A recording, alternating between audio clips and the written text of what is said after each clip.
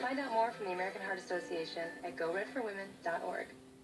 I remember the moment. I'll never forget that moment. That moment? It was a moment that changed my life. I'd been training with my team for months, and now we had been called up for the first time. The real deal. Wildfires were getting dangerously close to home.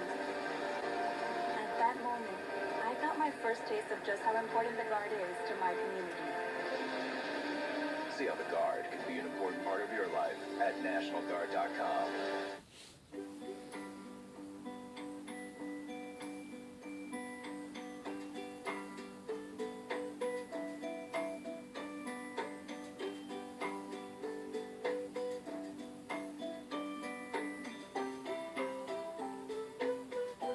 Don't you wish some things could happen every 10 minutes? With us, it does.